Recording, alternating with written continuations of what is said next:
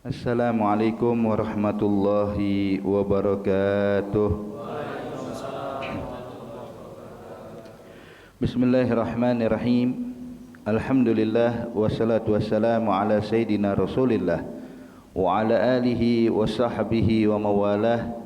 Nawaina ta'alluma wa ta'alim, tazakkura wa tazkir, wa naf'a wal intifa' wal ifada wal istifada wal hatta ala tamassuki bi kitabillah wa sunnati Rasulillah wa du'a ilal huda wa dalala alal khair ibtigha wajhillah wa mardatihi wa qurbihi wa tawabihi subhanahu wa ta'ala. Qala al-muallif al-imam an-Nawawi fi kitabih al-arba'in nawawiyah, nafa'ana Allah bihi wa bi'ulumihi wa bi'ulumi sairi salihin fi darain amin, ila anqal al-hadits at-tasi' ashar at-talab min Allah wa tawakkul alayh. An Abil Abbas Abdullah bin Abbas radhiyallahu anhuma qala kuntu khalfan nabiy sallallahu alaihi wasallam yawman faqala ya ghulam inni uallimuka kalimat ihfazillah yahfazka ihfazillah tajidhu tujahak idza sa'alta fas'alillah wa idza ista'anta fasta'in billah wa'alam anna al-ummata law ijtama'at ala yanfa'uka bi syai'in lam yanfa'uka illa bi syai'in qad katabahu Allahu lak wa law ijtama'u ala yadurruka bi syai'in lam yadurruka illa bi syai'in qad katabahu Allahu alaik rufi'atil aqlam wa jaffatis suhuf. Rawahu Tirmizi wa qala hadis hasan sahih. Wa fi riwayat an Tirmizi ghairi Tirmizi ihfazillah tajidhu amamak ta'arraf ila Allah fi ar-rakha ya'rifka fi shiddah wa alam anna ma akhtaka lam yakun yusibak wa ma sabaka lam yakun yukhtiak wa alam anna an-nasra ma sabar wa anna al-faraja ma'al karb wa anna ma'al usri yusra. Alhamdulillah, hadirin hadirat yang dimuliakan Allah Subhanahu wa taala, melanjutkan pelajaran kita pada hadis ke-19, yang mana ini hadis adalah perkara yang sangat penting ya, untuk terjalinnya hubungan kita dengan Allah Subhanahu wa taala dengan selalu meminta, memohon kepadanya dan bertawakal kepada Allah Subhanahu wa taala. Sebagaimana disebutkan, ini hadis diriwayatkan oleh Sayyidina Abdullah bin Abbas. Ini kalau nggak salah udah kita baca minggu kemarin ya. Gitu, belum tuntas ya. Baik. Diriwayatkan oleh Sayyidina Abdullah bin Abbas radhiyallahu anhuma, beliau mengatakan kuntu khalfan nabi, saya pernah dibonceng oleh Nabi Muhammad sallallahu alaihi wasallam. Saat itu Rasulullah berkata kepada saya, ya ghulam, wahai anak kecil. Sebab kala itu Sayyidina Abdullah bin Abbas memang masih kecil, hadirin. Waktu Nabi wafat pun umurnya belum ada 10 tahun, masih muda ya. Dikatakan, ya ghulam inni uallimuka kalimat, saya ajarkan kepada engkau beberapa kalimat, beberapa ilmu. Yang dimaksud kalimat di sini bukan kalimat potongan kata, tapi kalimat yang dimaksud adalah ilmu. Saya sampaikan kepada engkau beberapa ilmu atau beberapa nasihat, kata Rasulullah. Ihfazillah yahfazka, jagalah Allah maka Allah akan menjagamu. Arti menjaga Allah Subhanahu wa taala ya, itu adalah menjalankan apa yang diperintahkan Allah dan meninggalkan semua yang dilarang oleh Allah. Ini arti menjaga Allah. Ya, tentunya Allah Subhanahu wa taala tidak butuh penjagaan sebab Dia adalah Sang Khalik. Jadi maksud daripada menjaga Allah Subhanahu wa taala adalah menjalankan semua yang diperintahkan Allah. Jangan ada satu pun perintah Allah kita tinggalkan. Jangan sampai larangan dari Allah kita kerjakan. Ya, jaga ya, keagungan Allah, jaga kehormatan Allah dalam kepribadian kita. Jangan sampai kita rendahkan dan kita hinakan. Kalau kita bisa menjaga Allah Subhanahu wa taala, maka niscaya Allah Subhanahu wa taala akan menjaga kita ya, bakal menjaga kita. Artinya kita bakal dilindungi. Sebagaimana dahulu Al-Imam Abi Syuja itu beliau, hadirin, sampai usia hampir 100 tahun semua anggota tubuhnya masih berfungsi dengan baik. Matanya masih awas, kemudian telinganya masih bisa mendengar dengan jelas, kemudian giginya tidak satu pun rontok, giginya semuanya ada. Sampai usia hampir 100 tahun semuanya masih normal, hadirin. Yang beda cuma rambutnya doang yang putih, tapi semuanya Masya Allah. Sampai ditanya, kalau ya Imam, kok sampai seusia seperti ini, enggak ada pengaruh sedikit pun. Biasanya orang kalau dia tua mulai matanya mulai kabur, ya. Atau mungkin juga pendengarannya udah mulai kurang jelas, ya. Tapi engkau sampai usia hampir 100 tahun kok masih berfungsi semua dengan baik. Dia bilang sebab anggota tubuh saya jaga dari perbuatan yang haram, hingga akhirnya Allah pun menjaga anggota tubuh saat saya berusia tua saat ini. Jadi pada usia muda saya jaga nih anggota tubuh biar tidak maksiat. Saya jaga mata saya biar tidak memandang yang haram. Saya jaga telinga saya biar enggak mendengar yang haram. Saya jaga mulut saya biar tidak mengucapkan yang haram. Saya jaga semua anggota tubuh kita dari perkara yang haram, hingga pada saat saya usia tua Allah menjaga ini semua buat saya. Ihfazillah yahfazka.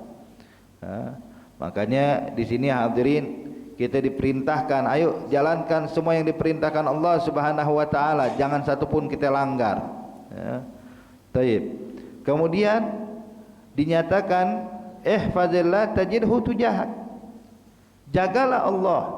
Arti jaga Allah tadi seperti kita bilang, arti jaga semua yang diperintahkan Allah kerjakan. Yang dilarang oleh Allah tinggalkan. Tajidhu tujahak. Maka engkau akan selalu mendapatkan Allah berada di hadapanmu. Artinya apa? Dimanapun kau berada, Allah selalu melindungimu, Allah selalu menjagamu. Jadi ketika orang sedang menjalankan semua yang diperintahkan Allah, meninggalkan semua yang dilarang oleh Allah, maka dia nggak perlu khawatir dengan apapun yang terjadi di sekitarnya. Mau sesuatu hal yang buruk terjadi, ya, kalau orang udah punya yakin pada Allah, tawakal pada Allah, tajidhu tujahak, maka engkau akan dapatkan Allah selalu bersamamu. Dan memang betul hadirin, dimanapun kita berada Allah selalu bersama kita. Innallaha ma'akum ainama kuntum. Dimanapun kita berada Allah selalu bersama kita. Cuma terkadang kita ini lupa dan lalai. Tapi kalau orang yang taat kepada Allah Subhanahu wa taala, dalam keadaan apapun enggak pernah putus daripada mendekatkan diri pada Allah. Bahkan ada kejadian kemarin, ada kejadian menarik hadirin, waktu kejadian gempa di Turki dan di Syam. Ada satu orang yang selamat dari reruntuhan, itu ketika pengen diselamatin sama orang, bilang tunggu dulu, jangan selamatin saya dulu, ambilin air dulu, saya mau wudu terlebih dahulu. Kenapa? Wudu saya batal.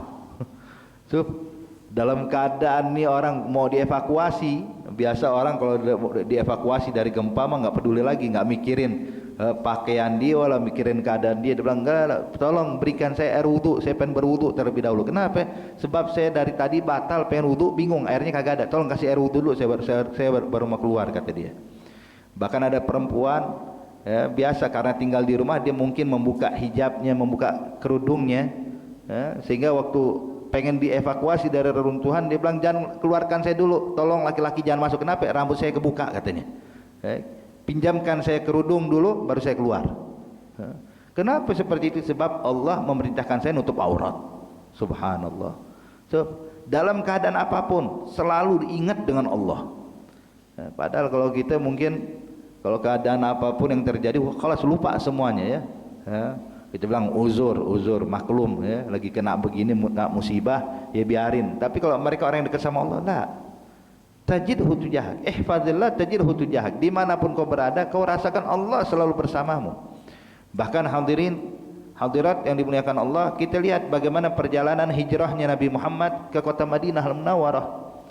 Saat Nabi bersembunyi di Gua Tur selama 3 malam, dan orang-orang Mekah, ya, mereka menyiapkan senjata mereka untuk memburu Nabi Muhammad. Sebab Abu Jahal memberikan sayembara, barang siapa yang bisa mengembalikan Nabi Muhammad hidup atau mati, maka dia akan mendapatkan 100 ekor onta. Orang berebut, ya, untuk bisa dapetin 100 ekor onta hadirin. Maka saat mereka berdiri tepat di mulut Gua Tur, yang mana sebelumnya Allah telah kirimkan bantuan kepada Rasulullah, Allah kirimkan 1 ekor laba-laba membuat sarang menutupi mulut gua, dan Allah kirimkan sepasang burung merpati membuat sarang dan bertelur dan mengerami telurnya tepat di mulut gua, ya.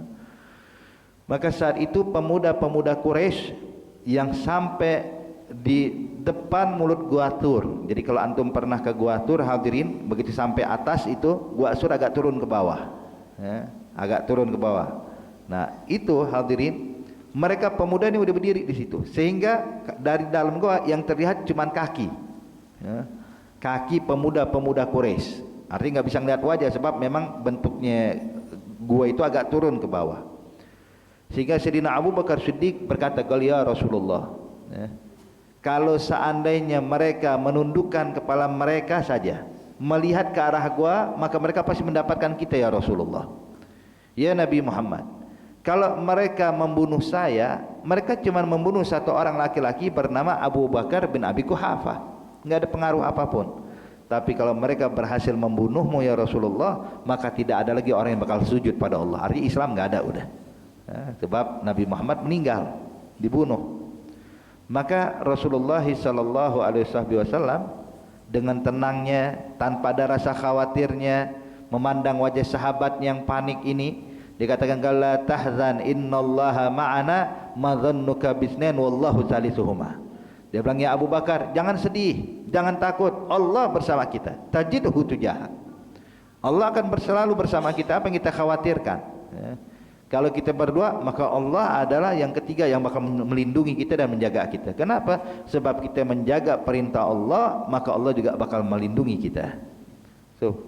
Makanya kita Bapak Ibu sekalian, ayo berusaha menjalankan semua yang diperintahkan Allah, tinggalkan semua yang dilarang Allah, maka engkau bakal dapat perlindungan dari Allah Subhanahu wa taala. Tajidhu tujahak. Idza sa'alta fas'alillah. Kalau ingin meminta, memohon bantuan, mintanya hanya pada Allah, jangan minta pada manusia. Kalau minta pada manusia mah cuman cuman ujung-ujungnya yang sabar. Nanti kalau lagi punya masalah datang ke orang, "Pak, saya minta bantuan." Waduh, yang sabar deh. Insya Allah Allah tolong ente, yang sabar. Jawabannya yang sabar. Sebab kita minta kepada makhluk, tapi kalau minta kepada Sang Khalik, minta kepada Allah Subhanahu wa taala, maka Allah Subhanahu wa taala bakal mengatur tuh. Mengatur gimana caranya kita bisa terselesaikan dari permasalahan tanpa ada kesulitan sedikit pun. Mungkin Allah akan menggerakkan hati manusia lain untuk menolong kita. Mungkin Allah Subhanahu wa taala ingin membantu kita dan menyelamatkan kita dengan mudahnya. Itu bukan hal yang sulit bagi Allah. Makanya iza sa'alta fas'alillah. Fas'alillah. Minta kepada Allah pasti diijabah. Allah nyatakan dalam Al-Quran, "Ud'uni astajib lakum." Pinta padaku, aku kabulkan, ya. Akan aku berikan semua yang kau inginkan, ya. Yang penting kita mintanya hanya kepada Allah Subhanahu wa ta'ala. Maka dinyatakan oleh ulama, "La tas'alanna bunayya Adam hajatan wasalillahi alladhi abwabuhu la tuhjabu. Innallaha yaghdabu in tarakta su'alahu. Wa bunai Adam hina yus'alu yaghdabu." Dinyatakan kalau engkau punya hajat, jangan pernah minta pada anak manusia. Artinya jangan minta sama orang. Punya hajat apapun jangan minta sama orang. Tapi mintalah kepada Allah yang pintunya enggak pernah terkunci dan enggak pernah tertutup buat kita. Kapanpun kita meminta pada Allah, mau pagi, mau siang, mau sore, mau malam, dikabulkan sama Allah. Kita kalau datang ke rumah orang yang dermawan, paling ada waktu-waktu tertentu. Waktu istirahat nggak boleh diganggu. Mau datang nih lagi punya hajat, waduh, jam berapa sekarang? Jam 2 malam, jangan deh. Ntar kita datang mengganggu. Ntar besok jam 9 pagi baru datang. Artinya ada waktu terkunci, ada waktu tertutup pintunya. Tapi Allah pintunya nggak pernah tertutup buat kita. 24 jam. Kapanpun kita minta, mau siang, mau sore, mau tengah malam, mau akhir malam, Allah kabulkan semua hajat kita.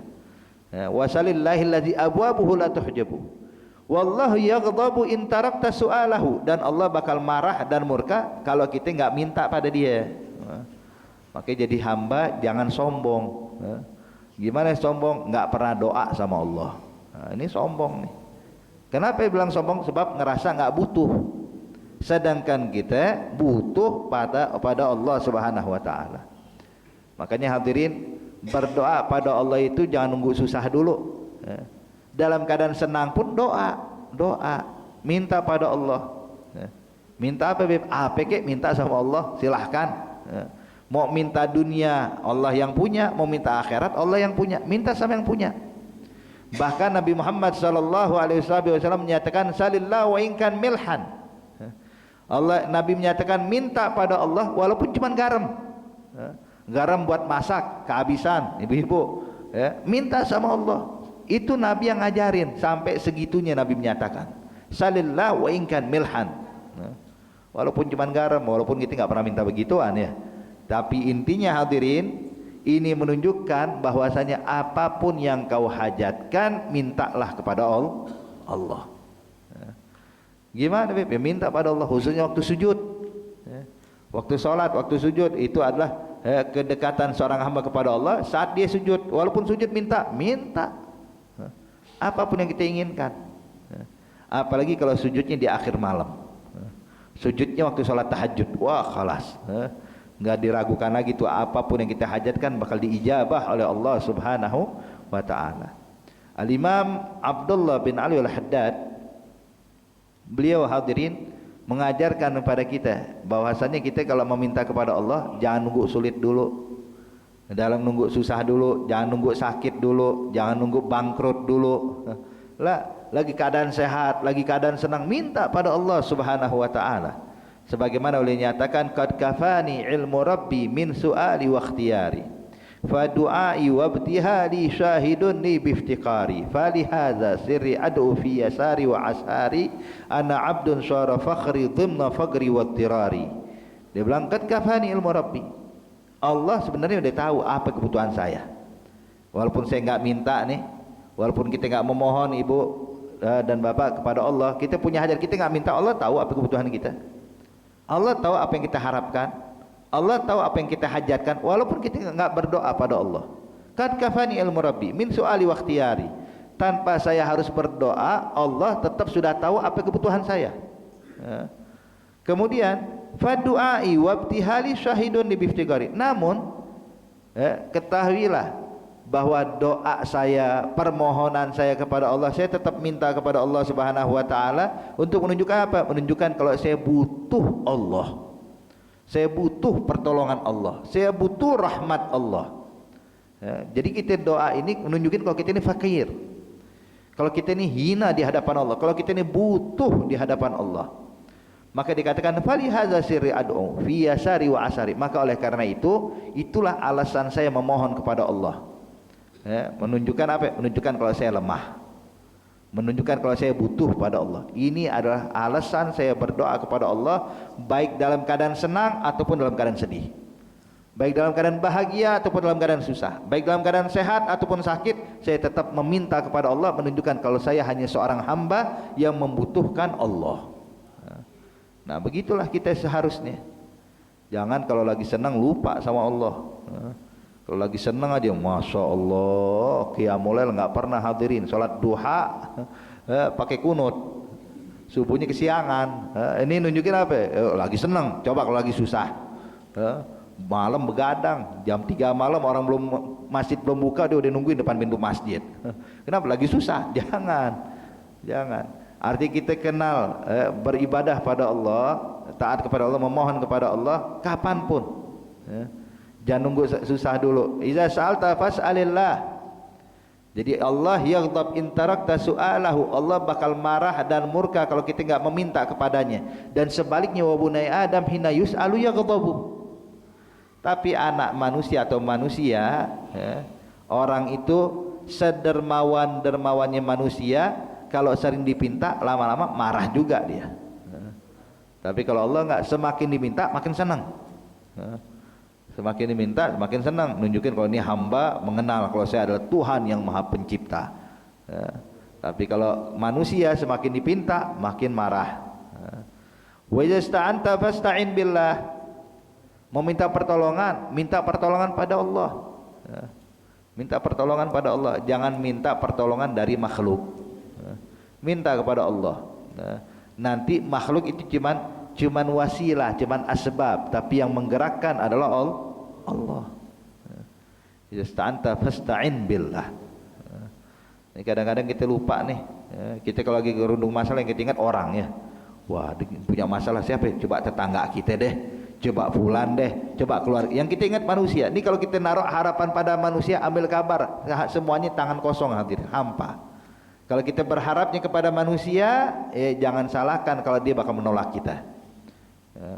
Kadang kan kita kalau lagi punya hajat, waduh ini lagi butuh uang banyak nih, kayaknya tetangga saya orangnya baik nih, tetangga saya orangnya kaya raya, coba datangin, ini ambil kabar. Ketemu rumah tetangga, hadirin, datang keluar dengan tangan kosong.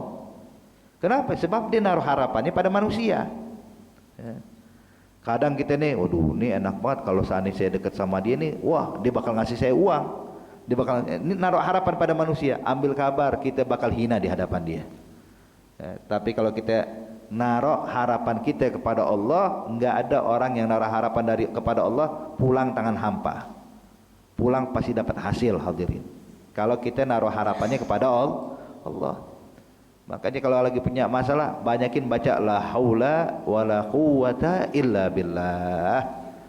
Tidak ada daya, tidak ada upaya melainkan hanya datangnya dari Allah. Taruh harapan kita kepada Allah. Idza sta'anta fasta'in billah. Meminta perlindungan, minta pertolongan dari Allah. Wa'lam anal ummah, ketahuilah kata Rasulullah, kalau seandainya seluruh manusia istama'at, mereka berkumpul bersatu padu ala yanfa'uka bi syai'in, mereka berkumpul bersatu untuk memberikan manfaat kepadamu, ingin memberikan sesuatu untukmu, lam yanfa'uka bi syai'in illa qad katabahu Allahu lak. Ambil kabar, semuanya enggak bakal tercapai kalau Allah enggak takdirkan.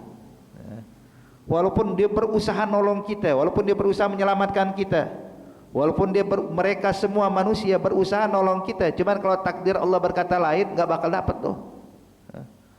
Orang dia mempersiapkan, Beb, insya Allah nih warga kampung sini bakal bantu antum, bakal nolong antum, insya Allah ada dana kita kumpulkan begini dan begitu, insya Allah besok kita transfer buat ente. Artinya niat untuk nolong nih. Cuman kalau takdir Allah berkata lain, hadirin, nggak bakal nyampe ke tangan kita. Ada aja alasannya nanti. Makanya jangan pernah berpangku pada manusia, bersandar pada manusia. Jangan. Bersandar hanya pada Allah. Dan sebaliknya, law istama'at ala ayyadurruka bi syai'in lam yadurruka bi syai'in laqad katabahu Allahu 'alaik. Begitu juga sebaliknya, kalau mereka berkumpul berusaha berbuat jahat padamu, berbuat buruk kepadamu, itu enggak bakal mencelakai engkau kalau takdir Allah berkata lain. Jadi semua sesuai apa yang digariskan Allah. Lihat kembali kepada kisah hijrah, hadirin. Itu ketika Abu Jahal mengumpulkan pembesar-pembesar Mekah. Ini sebelum Nabi hijrah. Ketika mulai sahabat satu demi satu hilang dari Mekah pindah ke Madinah, hijrah ke kota Madinah. Maka saat itu, hadirin, Abu Jahal nih punya kekhawatiran nih, jangan-jangan Muhammad bakal pindah juga ke Madinah nih, bakal menyusun kekuatan dan lain-lainnya. Panik Abu Jahal ngelihat sahabat mulai satu pindah, satu hijrah, dua hijrah, sekeluarga hijrah, sehingga akhirnya Abu Jahal mengumpulkan pembesar-pembesar Mekah di Darun Nadwa. Subhanallah, kala itu hadirin, iblis nggak mau ketinggalan. Iblis pun ikut hadir dengan merubah wujudnya seperti wujud orang tua dari dataran tinggi, Syekhun Najdi. Jadi orang kalau dataran tinggi mungkin pakaiannya sedikit berbeda dari orang Mekah, sebab Mekah itu lembah, hadirin, dataran rendah. Sedangkan dataran tinggi yang atas gunung, artinya mungkin bajunya tebal atau semacamnya. Jadi punya pakaian yang beda dengan orang Mekah. Ternyata iblis ikut hadir. Subhanallah, waktu iblis datang nih ke Darun Nadwa, padahal Darun Nadwa ini adalah tempat yang eksklusif, hadirin, nggak sembarang orang boleh masuk. Tapi iblis bisa masuk situ. Dan subhanallah, pembesar Mekah nggak ada yang larang nih syekh ini, si iblis ini, karena wujudnya dengan wujud seperti orang tua, kemudian juga pakaiannya juga menunjukkan kalau dia ini adalah orang yang ditokohkan dan disegani, padahal iblis. Maka duduk, terjadi dialog. Abu Jahal bilang, ini saya khawatir Muhammad bakal hijrah, apa menurut kalian? Satu orang Mekah bilang, satu pembesar, kalau Muhammad mau pergi dari Mekah, ahsan, lebih baik, biar dia pindah, angkat kaki dari Mekah. Biar apa? Biar gak ganggu kita lagi, biar kita bisa nyembah berhala, gak disalah-salahkan sama Muhammad. Biarin dia keluar dari sini. Waktu dengar kayak begitu, iblis angkat bicara, hadirin. Qala hadza laysa bira'in. Bang, ini bukan pendapat yang benar, kata iblis. Orang enggak tahu nih iblis, Pak. Abu Jahal nengok pada ini syekh ini, orang tua ini. Dia bilang, kenapa engkau katakan ini bukan pendapat yang benar? Dia bilang, Muhammad kalau pindah ke kota Madinah, maka dia bakal menyusun kekuatan dan dia bakal merampas Mekah dari kalian. Sebab Mekah kota kelahiran dia. Sebab Mekah kota yang dicintai sama Muhammad. Jadi kalau dia keluar, dia kumpulkan kekuatan, tinggal tunggu waktunya, ente orang bakal disingkirkan sama Muhammad. Semua mengatakan, wah benar ucapan Syekh Najdi ini. Iblis, ya tahu semua. Kalau urusan-urusan jahat mah tahu semua dia. Satu lagi yang akan bicara, kalau begitu begini saja, Muhammad kita bunuh. Muhammad kita bunuh saja, selesai udah. Capek ngurusin Muhammad. Akhirnya Syekh Najdi kembali bicara, dia bilang, la hadza kadzalik laisa bira'yin. Ini juga bukan pendapat yang benar, kata iblis. Kata Abu Jahal, kenapa lagi? Dia bilang, sebab ente tahu itu sahabat-sahabatnya udah nunggu di Madinah. Mereka menantikan kedatangannya Nabi Muhammad. Kalau mereka dapat kabar Nabi Muhammad kalian bunuh, ambil kabar, mereka bakal ngamuk sejadi-jadinya, bakal siap mengorbankan nyawanya demi membunuh kalian untuk menebus darahnya Nabi Muhammad. Dan ingat, Nabi Muhammad ini keluarga dari Bani Hashim dan Bani Muttalib, yang keduanya kabilah terbesar di Mekah. Kalau Muhammad dibunuh, maka keluarga kabilah ini, dua kabilah ini bakal menuntut kalian semuanya. Dan ingat, kalau terjadi perang kalian bakal kalah, sebab kabilah Bani Hashim Bani Muttalib kabilah terbesar. Maka mereka mengatakan, wah benar juga ucapan dia. Satu lagi bilang, ya sudah kalau gitu Muhammad jangan dibunuh, Nabi Muhammad kita pasung aja udah. Kita pasung, kita ikat penjara, jangan keluar dari Mekah, nggak usah dibunuh. Cuma jangan dilepas.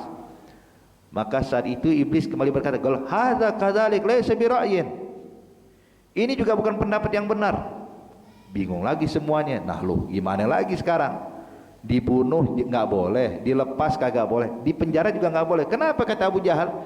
Dia bilang, ente kan tahu, ini semua lagi nanti kan nih kedatangan Nabi Muhammad. Kalau mereka dapat kabar Nabi dipasung, wah mereka bakal datang sini. Ya. Ente tahu Umar bin Khattab, Hamzah bin Abdul Muttalib, wah ini kan jawara semua. Kalau tahu Nabi Muhammad dipasung, mereka bakal berusaha melepaskannya walaupun dengan cara membunuh kalian. Itu mudah bagi mereka. Maka semua pun bingung. Waduh, gimana ini? Apa harus kita lakukan pada Muhammad? Iblis juga mikir, hadirin. Ngatur strategi gimana cara nangani Nabi Muhammad. Subhanallah, Abu Jahal angkat bicara. Kata Abu Jahal, begini deh, saya punya pendapat, mungkin benar mungkin enggak, kata Abu Jahal. Dia bilang apa? Kata Abu Jahal, kita pilih 10 kabilah dari kota Mekah, yang besar, kabilah besar selain Bani Hashim Bani Muttalib. Setiap kabilah tersebut mengirimkan satu pemudanya, sehingga terkumpullah 10 pemuda dari 10 kabilah yang berbeda. Kita perintahkan mereka untuk membunuh Nabi Muhammad dengan satu pukulan pedang, arti bareng-bareng, serempak. Biar darahnya Muhammad terbagi kepada 10 pemuda. Kalau terbagi kepada 10 pemuda, terbagi kepada 10 kabilah. Bani Hashim Bani Muttalib gak bakal mampu merangi 10 kabilah sekaligus.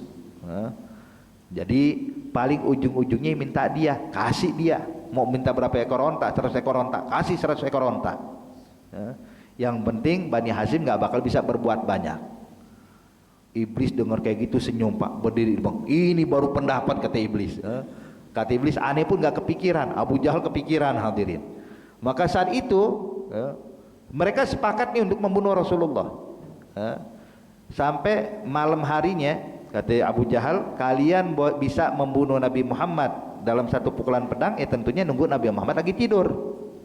Kenapa? Sebab kalau lagi bangun Nabi bakal melawan, tapi kalau tidur kalian pukulkan pedang kalian bersamaan, Nabi bakal mati. Jadi nunggu tidur Rasulullah. Jadi kalian 10 pemuda, kata Abu Jahal, kalian tunggu di depan rumah Nabi Muhammad sampai tengah malam. Tengah malam masuk ke rumah Nabi Muhammad, hujamkan pedang kalian bersamaan, biar darah Nabi Muhammad terbagi kepada kalian semuanya. Maka malamnya, hadirin, itu 10 pemuda ronda depan rumah Nabi, nungguin waktu tengah malam. Abu Jahal di rumah nungguin tengah malam juga, nungguin kabar Nabi Muhammad terbunuh. Jadi semua orang tuh kala itu hadirin, orang-orang Mekah nggak ada yang tidur tuh, pembesar Mekah. Kenapa? Nungguin kabar kalau Nabi Muhammad sudah terbunuh.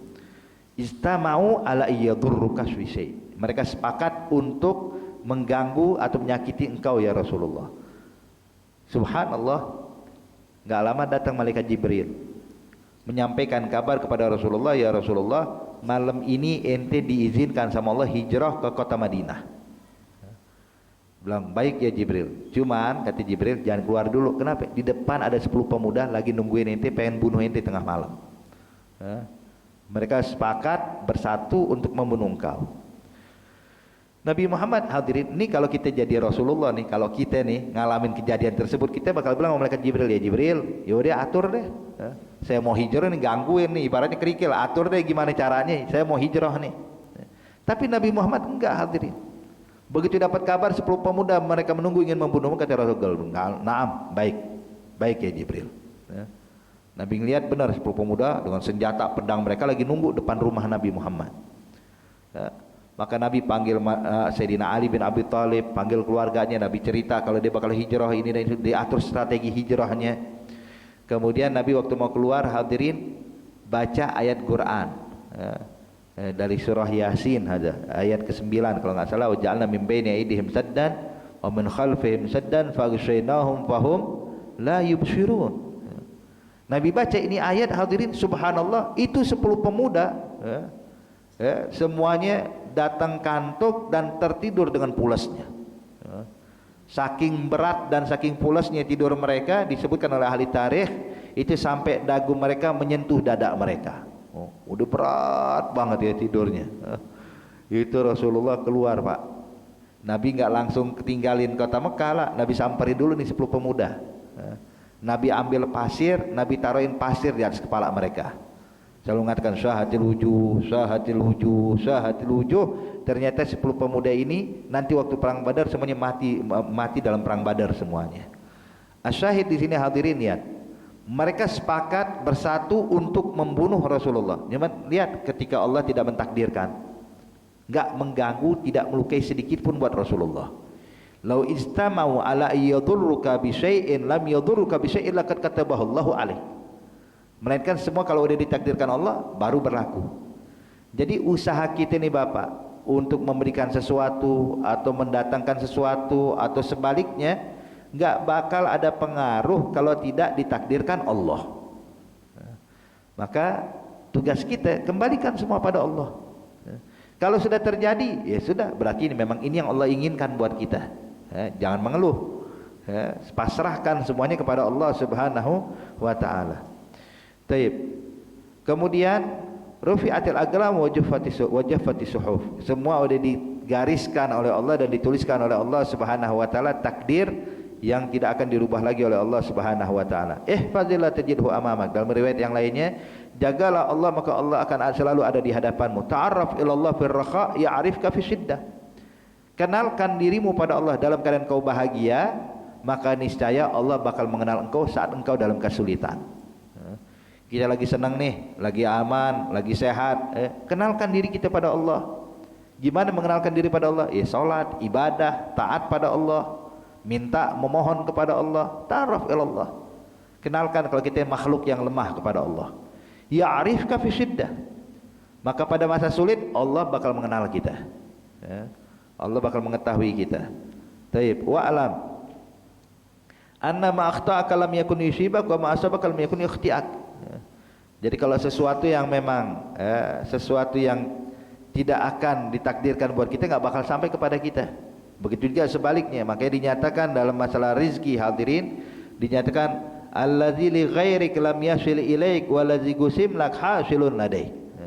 Rezeki yang udah ditakdirkan Allah, kita semua Pak, Ibu, semua udah digariskan rezekinya oleh Allah Subhanahu wa taala dari sebelum kita lahir.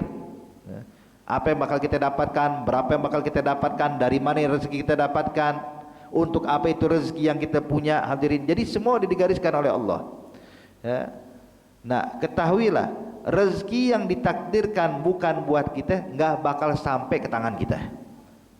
Walaupun kita berusaha semaksimal mungkin, Walaupun kita udah punya strategi yang jitu hadirin untuk mendapatkan sesuatu yang kita inginkan, tapi kalau belum ditakdirkan Allah, percuma, nggak bakal nyampe ke tangan kita. Allazi li ghairik lam yasil ilaik. Kalau rezeki buat orang lain, ente nggak bakal dapat. Wallazi gusim lak hasilun ladik. Tapi kalau memang rezeki itu untukmu, maka itu rezeki bakal datang kepadamu walaupun orang berusaha mencegahnya. Nggak mungkin orang bisa mencegahnya. Kenapa? Udah digariskan Allah. Ini seperti apa namanya, ada kisah dua pemuda hadirin. Yang satu pemalas, nggak mau kerja, kerjanya cuma ngukur kasur doang, tuh ngukur kasur, tidur doang ya, kasur kayak diukur terus, kadang ukur lebarnya, ukur panjangnya. Ini ibaratnya kalau orang dulu nih, kalau orang nggak mau kerja tidur di kasur, ini ngukur kasur mulu katanya.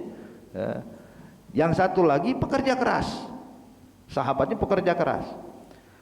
Akhirnya temen yang pekerja keras ini gergetan, ini temen saya nggak pernah kerja, gimana bisa dapat rezeki, gimana bisa dapat apa, harta, dapat uang. Maka sudah, saya mau nasihatin teman saya biar kerja. Pas didatengin, benar lagi tiduran di kasurnya, bilang, fulan ayo istaqil, taharrak, ayo kerja, bangun, bergerak, jangan tidur terus. Dia bilang, lah khalas, ane mau istirahat. Istirahat terus, kapan dapat rezekinya ente? Kalau begini keadaannya, ente nggak bakal dapat rezeki, ente nggak bakal dapat harta. Maka dia bilang, ya fulan, tenang aja, rezeki yang nanggung tuh Allah. Memang benar, cuman jangan dicontoh ya. Ini cuma sebagai contoh doang hadirin. Bilang rezeki itu yang ngatur Allah. Kita kerja, nggak kerja, rezeki bakal datang. Kalau memang rezeki itu ditakdirkan buat saya, rezeki bakal datang dengan sendirinya ke rumah saya. Dia bilang, astagfirullah, ente nggak dengar nasihat, diomelin, berantem hadirin. Yang satu nasihatin biar dia kerja, yang satu lagi nolak untuk kerja. Maka dia bilang, kalau begitu saya bakal buktikan pada engkau, kata pekerja keras nih, saya bakal buktikan pada engkau siapa yang dapat rezeki, orang yang kerja atau orang yang cuma tidur doang, katanya. Boleh, silahkan, aneh nggak mau ambil pusing, kata temen yang malas ini. Keluar pak, baru keluar dari rumah sahabatnya ini yang pemalas. Tetangga rumah pemalas ini nih ya, punya kebun apel lagi panen ya. Lihat orang lewat, fulan, dipanggil, gelebek sob, ane lagi panen apel ya. Maka ini ada apel yang paling besar, ane hadiahkan buat ente ya. Dikasih, baru keluar rumah berapa langkah udah dapat apel. Bilang, tuh subhanallah, lihat orang yang kerja dia yang dapat rezeki. Coba kalau dia keluar dari rumah tadi, dia yang dapat rezeki nih, apel buat dia. Cuman ternyata dia lagi tidur. Gimana bisa dapat apel nih orang? Balik lagi pak, nggak jadi kerja nih, pekerja keras. Ke rumah temennya, pengen buktiin siapa yang dapat rezeki, yang kerja apa yang tidur. Pas nyampe ke rumah temennya lagi asik-asik tiduran, itu apel di tangan ditimpuk pada pemalas. Tuh makan katanya, dilempar tuh apel, makan tuh apel. Ini orang pas lempar apel, diambil, dimakan. Bilang, ente lihat, kata pekerja keras, ente lihat kan, saya baru keluar berapa langkah dapat apel, berarti saya dapat rezeki. Ente cuma tidur doang dapat apa ya pula? Kata teman yang pemalas, tunggu dulu, saya mau tanya, yang dapat rezeki itu yang bawain apel apa yang makan apel? Ya yang makan apel. Nah sekarang siapa yang makan? Yang kerja apa yang tidur, katanya. Bilang, oh iya benar juga ya, kelas. Nah, intinya hadirin, yang namanya rezeki itu udah digariskan oleh Allah Subhanahu wa taala. Jadi semua udah ditakdirkan oleh Allah ya. Jadi kita nggak bisa menentang ya, cuman jangan dicontoh ya. Jangan terjadi alasan, wah kalau gitu kelas besok kita nggak usah kerja, rezeki bakal datang ke rumah. Jangan ya. Taib. Ala kulli hal, intinya hadirin ya, kemudian wa'lam anna nasra ma'as sabar. Pertolongan Allah itu bakal datang kalau kita sabar. Jadi hadirin, kita hidup di dunia ini pasti punya problem, punya masalah, wajar ya. Kalau kita nggak punya problem bukan di dunia, udah di sorga kita ya. Kalau di dunia pasti ngalamin masalah, problem, ada urusan sosial, urusan ekonomi, urusan keluarga, urusan keamanan, urusan ini dan itu, semua banyak masalah. Dunia darul mihan. Nah cuman pertolongan Allah bakal datang pada saat kita sulit. Kapan? Kalau kita mau sabar. Kalau mau sabar pasti datang pertolongan Allah. Cuman masalahnya kadang kita ini terburu-buru hadirin, nggak sabaran. Mau cepet-cepet, lama banget, wah problem, gak. Sabar. bakal datang pertolongan Allah. Innan nasra ma'as sabar. Ya, pertolongan Allah bakal datang kalau kita mau sabar. Wa anal faraja ma'al karb, dan solusi akan datang kepada saat kita lagi kena masalah. Jadi masalah itu hadirin ibaratnya nih pada ada puncaknya. Begitu udah puncaknya maka bakal datang solusi. Ya, bakal datang solusi. Ya, makanya seperti kejadian kemarin ya, Covid ya. Berapa orang meninggal ya Allah. Artinya musibah di berbagai macam tempat. Sampai yang terakhir lagi puncak-puncaknya, Pak. Bagi puncak-puncaknya itu korban tuh drastis meningkat. Cuman habis dari situ lihat mulai rendah, ya, mulai landai. Habis puncaknya udah mentok turun dia, sampai lepas. Begitulah keadaan kita hadirin. Setiap problem, setiap masalah itu bakal datang solusi pada saat puncaknya. Puncaknya udah mentok bakal turun. Sebab segala sesuatu kalau nyampe puncak bakal turun ke bawah. Nah makanya di sini kata Nabi wa annal faraja ma'al karb. Setiap solusi itu bakal datang pada saat kita lagi sulit. Kemudian wa anna ma'al usri yusran. Dan setiap kali kita mendapatkan kesulitan pasti bakal ada kemudahan dari Allah Subhanahu wa taala. Makanya di sini cuman terkadang kita ini Bapak enggak sabaran, Bu ya. Masalah wah ngeluh sana ngeluh sini enggak sabaran. Coba kalau dia bersabar, maka insya Allah ambil nih. Nabi nggak mungkin bohong hadirin. Ya, Nabi nggak mungkin berbohong. Sebab wa may yantiqu 'anil hawa in huwa illa wahyun yuha. Yang diucapkan benar. Yakin aja dengan ucapan Nabi. Kesulitan atau jalan keluar bakal datang pada saat kita lagi sulit. Dan sabar, pertolongan dari Allah bakal datang pada saat kita sabar. Ini kita jadiin pegangan hidup kita hadirin. Sebab kita mau lepas dari masalah nggak mungkin di dunia. Yang penting sabar, akan datang pertolongan dari Allah Subhanahu wa taala. Mungkin sampai sini dulu hadirin. Kemudian juga ini insyaallah penutupan sementara ya, sebab bulan depan dia masuk bulan Ramadan. Jadi insyaallah kita sama-sama menyambut datangnya bulan suci Ramadan dengan kesungguhan, dengan tekad yang kuat untuk menjalankan ibadah taat kepada Allah Subhanahu wa taala. Insyaallah Allah panjangkan usia kita dalam keadaan sehat wal afiah, dalam keadaan yang diridhai oleh Allah sehingga bisa mendapatkan Ramadan yang akan datang, kemudian Ramadan berikutnya, Ramadan selanjutnya dalam keadaan yang baik, dalam keadaan yang taat kepada Allah Subhanahu wa taala, dan Allah menjadikan kita orang-orang yang bertakwa, menjadikan kita orang-orang mendapatkan ampunan, menjadikan kita orang-orang mendapatkan rahmat, dan insyaallah kita digolongkan orang-orang yang bakal mencicipi hidangan dari Allah di surga kelak bersama orang-orang yang berpuasa. Amin ya rabbal alamin. Mungkin sampai sini dulu hadirin, dan juga Al-Fakir mohon maaf nggak bisa melanjutkan hingga sholat Isya sebab masih ada kegiatan lain di tempat lain. Insyaallah Allah berikan taufik hidayah bagi kita semuanya. Amin ya rabbal alamin. Al-Fatihah bil qabul wa tamam kullu ma'mul yaghfir walidina walidikum amwatina amwatikum wa amwatil muslimin ajmain. Ala hadhihi wa kullu niyatin salihah wa ila hadratin nabi Muhammadin sallallahu alaihi wasallam. Al-Fatihah. Bismillahirrahmanirrahim.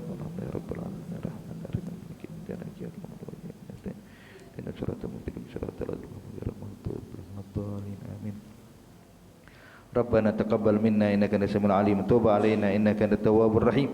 Tuwaffiya subhanakallahumma tahiyyatuhum fiha salam wa akhiru da'wahum alhamdulillahi rabbil alamin. Assalamualaikum warahmatullahi wabarakatuh.